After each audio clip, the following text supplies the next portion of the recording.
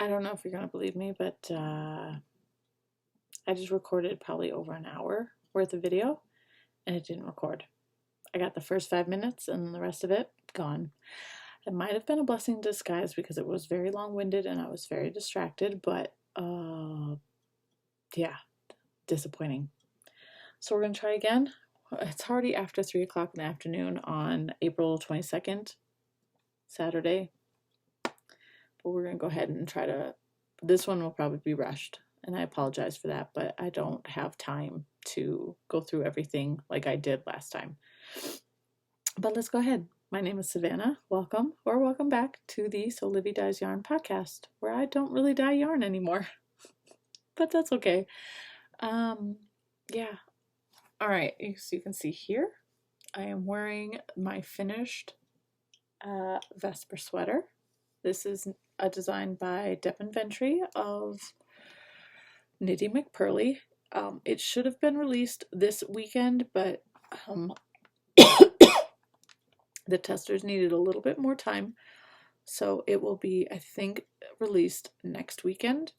And it's supposed to be a free pattern. So keep your eyes out for that.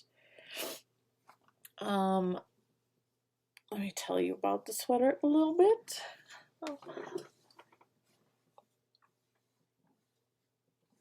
I don't mind it. I don't mind it. I don't hate it, but I don't love it. I think it's fine. I mean, I can get with it, and that's okay for me. It'll probably be wonderful for the summer too. I did wear it to work last week and everybody liked it, so that was great. Yours will be a little bit different. The pattern has been changed just slightly to split for sleeves 2 stripes sooner, and there's going to be a decrease round right before the ribbing. Plus, my ribbing is shorter than called for. I did 1 inch instead of the recommended 4 inches. Same with the rib. Plus, I eliminated 2 extra stripes as well before the ribbing. So those are the only changes, I think.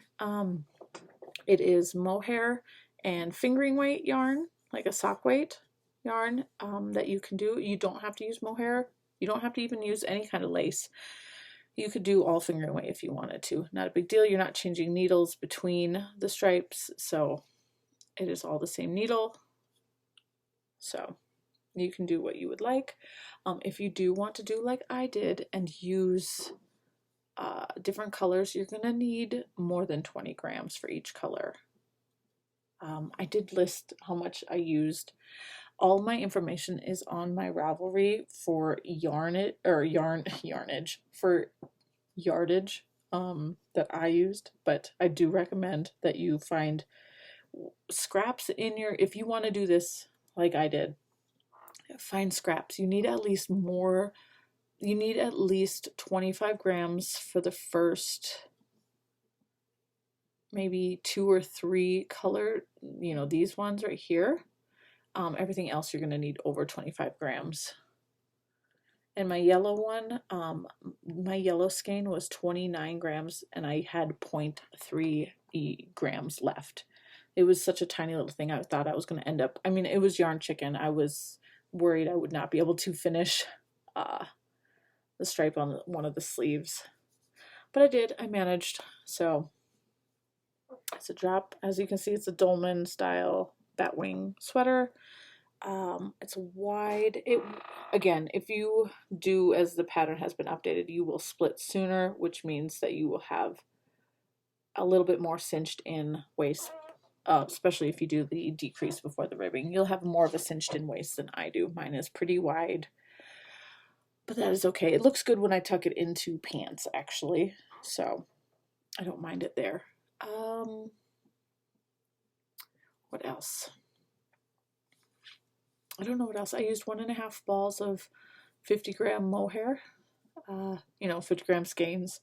I used 1.5 skeins for the mohair for me. So yeah, and then I used, obviously you can see I used a different color. I used 70, 60, 50, 40. I used about 40 grams for these, so you're gonna definitely, if you do a different color, like if you're not gonna do an all solid color, whichever color you choose for your ribbing, you're gonna want a full skein probably, especially if you're gonna do more than 1 inch for all your ribbing. So just take that in consideration as well. I don't know what else to say. Oh, designer did create a tag that you can purchase if you prefer. It says Vesper on it with a little bat. So you can get that to put in your sweater. She sent that out to all her testers, and I thought that was a pretty nice little touch to have in my sweater. But yeah, I don't know what else to tell you about that. Okay, let's go ahead and jump in to all the other stuff. I hope this is stinking recording. It says it is, but if it doesn't, this is not going up. I'm not recording this week. This is what I was currently working on before I started recording. This is the Georgia sweater by Sewlivi by Johanna.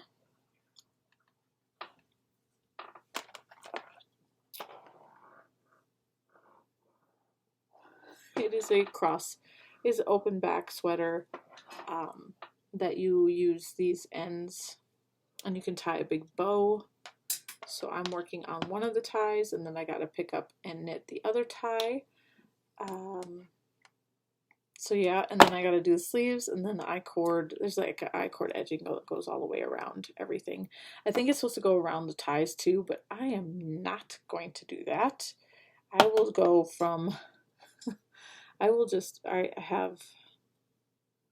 this is where the I-cord ended, I believe, and I will just work this in so it looks a little bit more seamless. You're not even going to see it anyways because it's going to be all tied up. Like it goes even into the, it's a hard thing to show because it's all floppy. So your tie doesn't end here. You're actually going to tie up like all of this as well. And that's part of the shirt. So it's not going to be seen. I don't want to do I-cord all the way around these ties. That I think is a little ridiculous. Plus, considering that this might only get worn one time, I accidentally chose a size that was way too big for myself due to gauge issues. I chose to go up, and I went up too high because I guess there is quite a bit of positive ease in this sweater that I did not take an account for. So I should have only gone up one size instead of 2. So I'm a little worried about the fit there, but I'm not going to rip it out. I'm not going to do anything except finish it, and it'll probably only get worn once for photos. I am using a undyed, this is a Surrey silk base from Wool to Die For, and I wound it so that I could pull 2 strands at one time from the middle. This is what I prefer when I'm holding something double. I like to, and especially if it's just the same yarn. Instead of 2 cakes, I'm just going to wind 1 cake into a center pull ball like that. So yeah, that is what I'm working on. I'll probably try to get that first tie. Well, I was hoping to get that first tie finished today, but now that I'm having to re-record, I don't know if that tie will get finished today. We will see. Again, Georgia sweater by Sewlivi by Johanna. Everything's linked down below.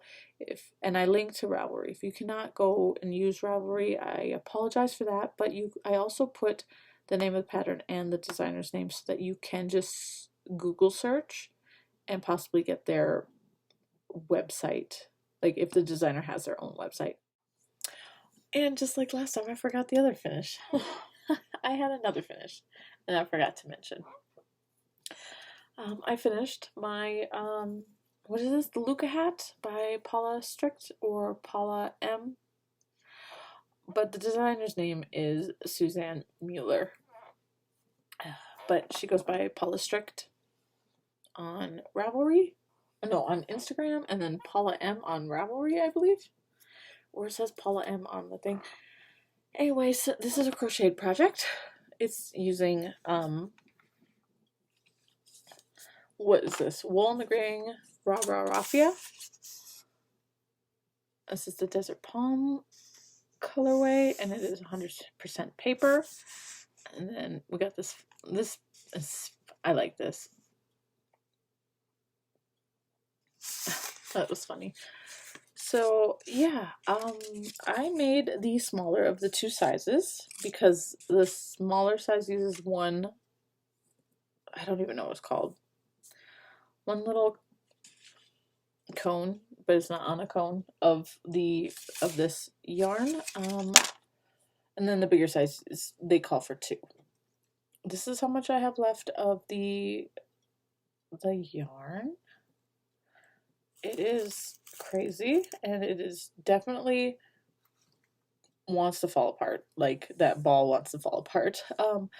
It did strain my hands to work on this, so it did take a little bit longer than anticipated. But I got it done. And you can't even see the top of it. I apologize. I do like it. I think I want to get the black yarn and make the same size. But I will stick with the called for hook size. So in the pattern, she calls for a 3mm hook, but she says to go down half a size if you aren't hitting gauge after round 6. And so I wasn't. I was bigger, so I was like, okay, I'll go down. I still was a little bit bigger in one direction for my gauge using a half size hook down, but it is tight, so I think I'll stick with the called for next time and go from there.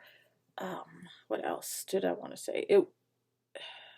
I did also eliminate a couple of rounds from this part of the hat, just because my head isn't very like tall. It's wide. My head is wide, not tall. So this is actually over the top of my ears. So yeah, I will probably repeat that part depending on how it fits if I use the bigger hook or the called for hook. It's not the bigger hook. What else? I have that plastic hat stuff that I talked about last week. I put that in there and it was really nice. You can't even tell that it's in there, but it's what's holding the brim out. I also had to iron the brim flat because it does like to curl. This yarn, you need to stretch it after every round like this. I wasn't doing it up here. That's why this is a little funky in this area. A little funky here. So I need to definitely do that. This is all shaped with using steam from a hot iron as well. What else do I want to say about it? I like it. I enjoy it. It squeezes my head quite tight, so that's unfortunate. But again, I do plan to make another one. I just need to order the yarn for it. I thought there was something else that I said about this hat the first time, but I'm not sure. I do like it though. I do enjoy it. So it'll be great for summer. Oof.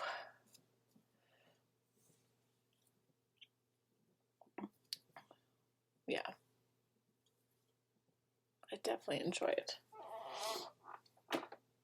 Okay, moving on. Sorry, I did that last time too where I forgot that finish. My next whip, and the one that I'm kind of focusing on, is the Academic Vest by Skeins Knits. This is where I'm at. This is where I was last weekend when I filmed last, and I got quite a bit done. It looks so good. I started doing the, what are these called? The steek panels and the decreases for the armholes. I started that, and then I just recently started the panel for the neckband. So yeah, that's all new for me. It was a little difficult, to be honest, to interpret the pattern on how to start the steek. I don't know what else I want to say. This is where the beginning of round is and where the first steek happened, and because I don't think I did this correctly, I have this big gap in between. This is like the steeking panel and this, and I can't tighten that up, unfortunately.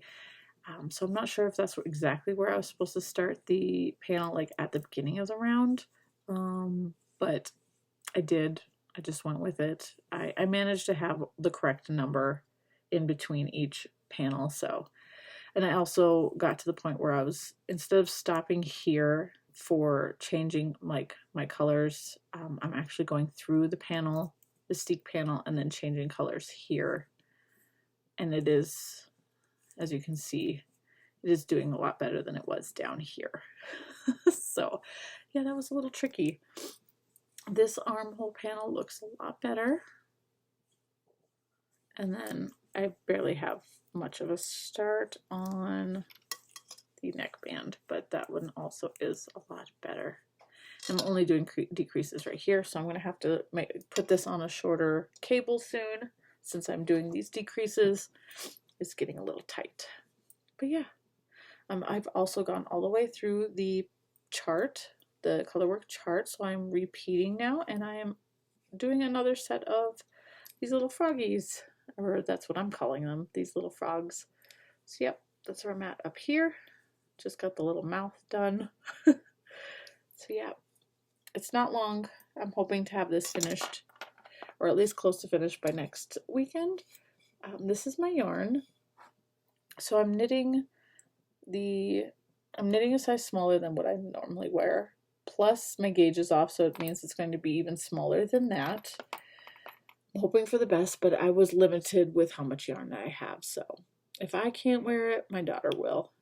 All this yarn is Emelina and Philomene. It's her Christmas in Scotland, like mini set that I got as a 13-day advent from Les Garçons 2 Christmases ago. So they're all Scotland based colorways. We have, I can never remember. I can tell you though. No, I can't. Yes, I can. I can tell you real quick. So this one is Craigivar. Is that how you pronounce it? Craigivar Castle. We have Glasgow. This is Isle de Skye. Tiet Balmoral. I don't know. Shetland Island, and then Victoria Street. And this one's just called Mulled Wine. These minis are a mix of BFL nylon base, and then some of these are merino yak nylon base, and then this one is just a 100% merino 2-ply high twist, which is not great for colorwork, but it looks lovely, right? I like the colors. So yes, this is my kind of focus. What else? Oh, the Farnham sweater by, no, not Petite Knit, this by Knit Pro Girl. I did not get very far on this since last week. I just did another stripe. Let's see, where is it? I just did another stripe. And I did not pick up for the neck like I had hoped to, but every time I thought to do it, it was not the right time to be thinking. Because you have to count your stitches and stuff like that. I was like, yeah, it's not the right time to do that. So I have not done that. Yarn is Holskarn Super Soft in the Ecru color and the Prussia color. Prussian. It's the Prussian color. I am holding them double throughout, and it's going to be lovely when it's finished. But I am very slow. I'm also knitting this for the Well Love Knits Woolly Knits Knit Along. It's the Well Love Woolly Knits Knit Along. That's the hashtag. Because I would love to win some cones of woolly knits. I haven't used that yet. I have plenty of cones from Holskarn, but I'd like to try that too, to compare it, to see if I like it.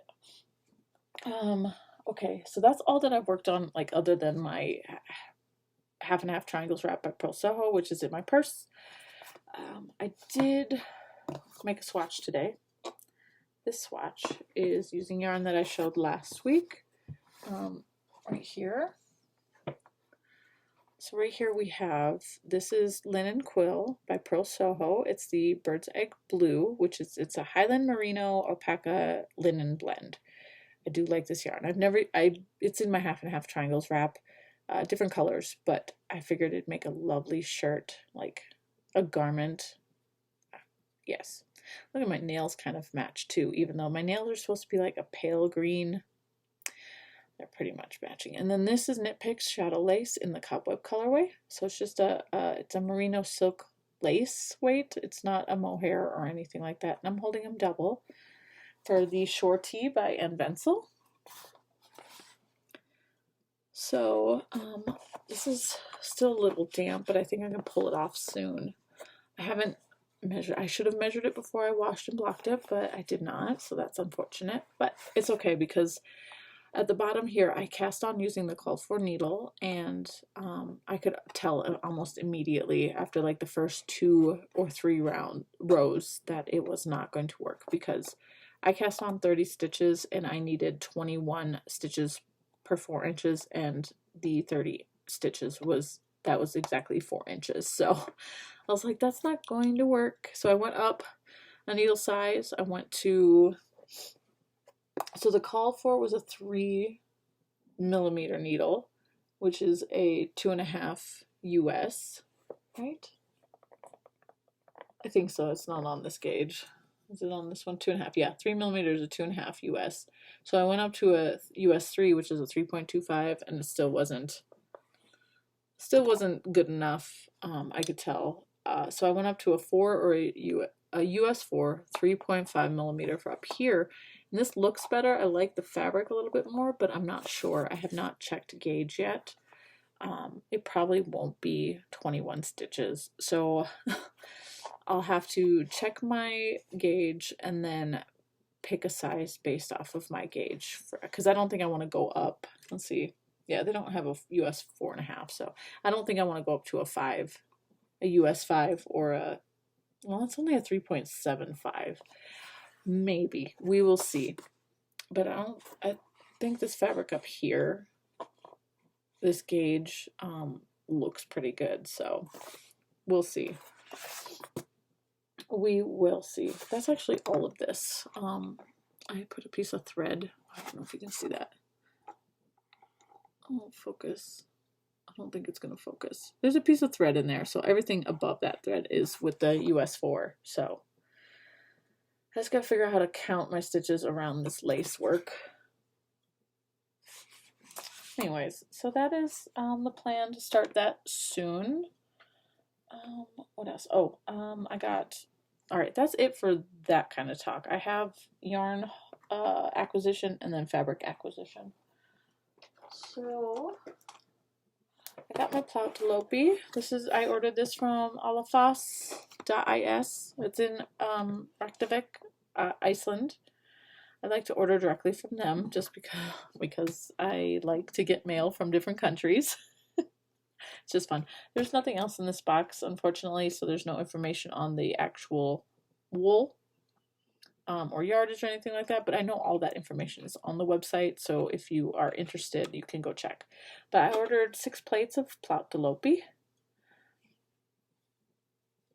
Let me show you this side.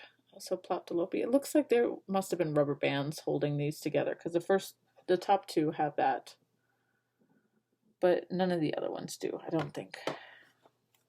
No, they don't. So I got the spruce colorway, which is this, it looks darker on the website, but it's a much more heathered green. So you can see the white, and then there's like some golden yellow bits, some brownie colors in there. And I think it's really, really lovely, actually. I'm not mad about it. It smells good. I don't know if it's a sheepy smell or if it's just like an old musty smell, but either way, it smells good. Like a musty warehouse type smell, if you know what I'm talking about. So 6 plates. I purchased this to knit the Guernsey Genzer by Senna's Garn. It comes in this book, which let me go ahead and just mention real quick. So I know a lot of people say that in order to purchase this book, they require you to purchase yarn with it. And most places this is true, because when I was searching for this book, a lot of places were. But I did find a website in Finland that sold this book to me without making me purchase the yarn. I don't know if that's still the case, but I thought I'd share that information with you in case you do want it. You can check this website right here. This one right here. They're in Finland. It's where I got this book. And again, I did not have to purchase Senna's Garn yarn with it, which I would have loved to. I wouldn't have minded having to buy the yarn, but at that moment when I was searching for this, it wasn't in the budget to purchase the yarn, so I got just the book. So the Guernsey Genzer is, there's so many beautiful patterns in here. This is the Guernsey Genzer, if you've never seen it before. So they use double Sunday held together with tin silk mohair. So I thought originally I'm gonna do this and then hold it double with a mohair, because I believe this is close to it's an unspun yarn. I forgot to mention that it's unspun. It's close to a DK weight yarn. I mean, I know you can spin it, but it is a light DK. But I was like, all right, so when I got it, I realized I don't want to hold it with mohair. I don't want to, because that means I'm going to have to dye the mohair, and then I'm going to have to make sure it kind of matches, because I really like this color. I don't want to change this color. So, again, the color up close. It is a lot lighter in the camera than it is in person. It is more muted. So I'm hoping that maybe I can get away with holding it double.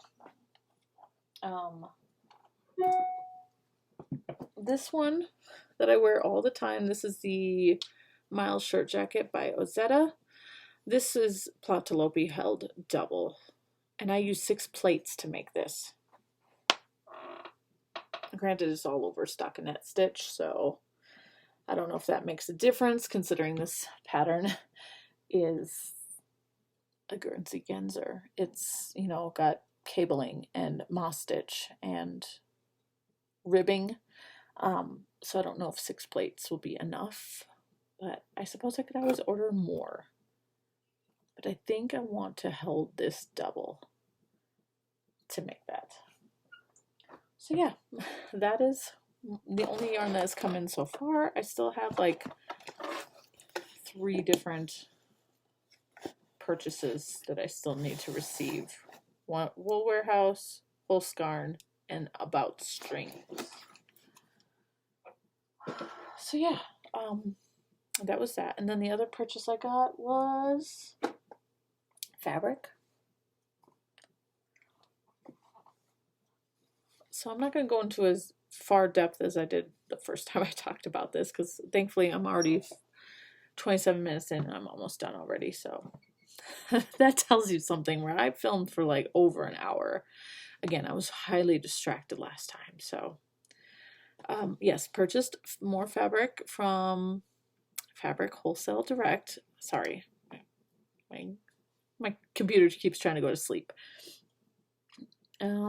Fabric Wholesale Direct. I believe this is just 100% cotton. I'm not sure. You know, I'll probably try to link these fabrics down below in the description so that you can see them as well. But yeah, so I bought these for dresses. I purchased 2 pattern dresses recently. So this one is for what is called the Audrey dress, which I'll insert a photo of it there. It has shirring across the chest, I think maybe for the back too, so that'll be my first time doing that. But this is a double gauze cotton, I think is what it is. It's really lovely, and I really love it just like as it is, that I want more of this for, I don't know, maybe pants, I don't know, a different dress, a skirt, I don't know. It's just, this is lovely. So I hope that this wears well. I hope that it sews up well. So yeah, this is for the Audrey dress. And then this one, again, I'm not entirely sure what this is. I got the gray colorway because I was unsure about the other colors, but this is really lovely. And I got this for the Faye dress by Hubbading. I don't know. I didn't love the look of the dress at first, but Easter weekend, there was a lady at church who was wearing the most beautiful white linen dress. It was like a crossbody front, and it gathered like in her waist area, and then it kind of flowed out, and it had big puffy sleeves.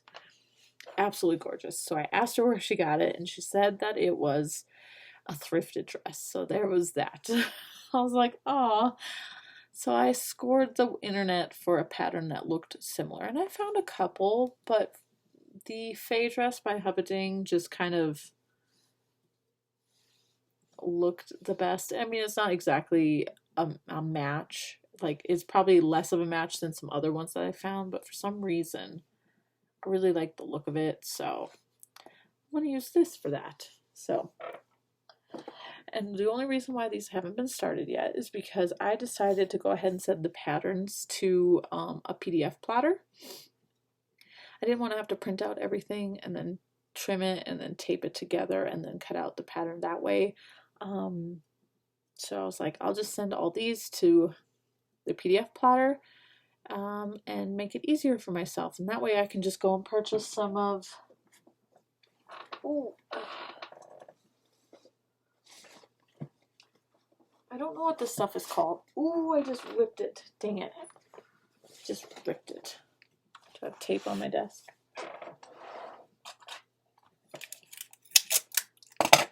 Dang.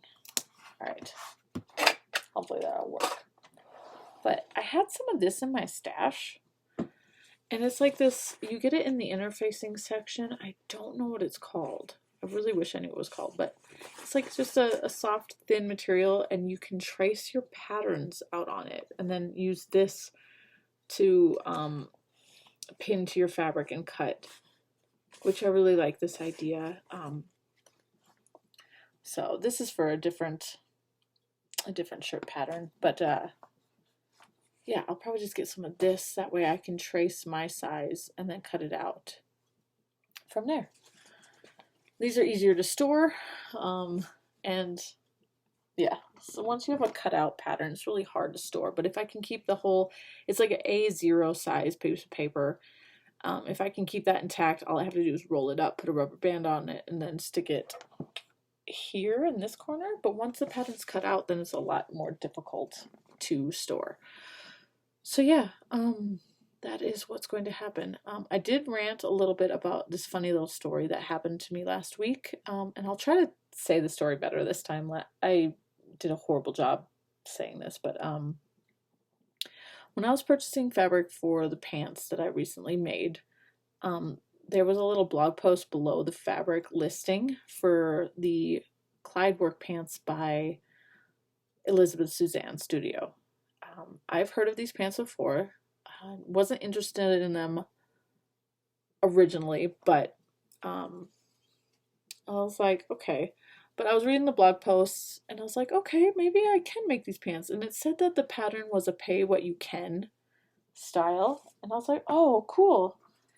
I'll go check that out. But when I went to go check it out, I realized it was no longer a pay what you can option. It was just a straight flat $22 for the pattern. And I thought that was a little pricey.